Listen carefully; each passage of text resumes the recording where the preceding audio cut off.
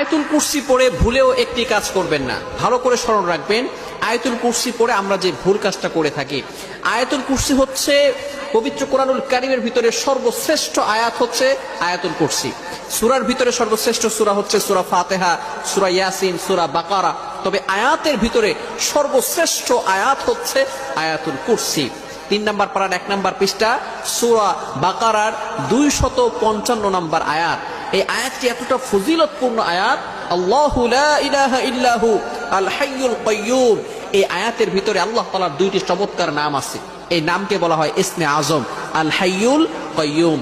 আল হাইয়ুল কাইয়্যুম যদি কারো দোয়া কবুল না হয়, আপনি যদি ইয়া হাইয়ু ইয়া কাইয়্যুম আল্লাহ তাআলার এই 2টি নাম, চমৎকার ইসমে আজম 2টি নাম পড়ে 3 বার পরে যদি আপনি দোয়া করেন, আল্লাহ তাআলা আপনার দোয়া কবুল করে নেবেন।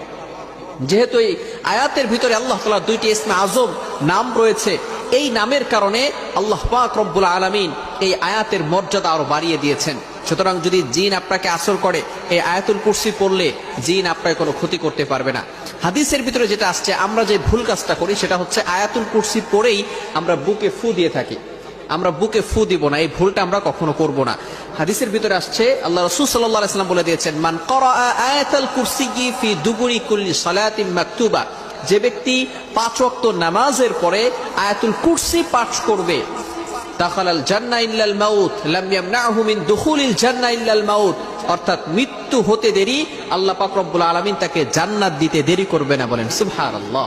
বড় আজীব একটি আয়াত, এবং এই আয়াতের এত ফজিলত। যদি কোনো ব্যক্তি 5 ওয়াক্ত নামাজের পরে এটা পাঠ করে একবার করে, এখানে আল্লাহ রাসূল সাল্লাল্লাহু আলাইহি ওয়াসাল্লাম ফু দিতে বলেন নাই, শুধু একবার পাঠ করবেন।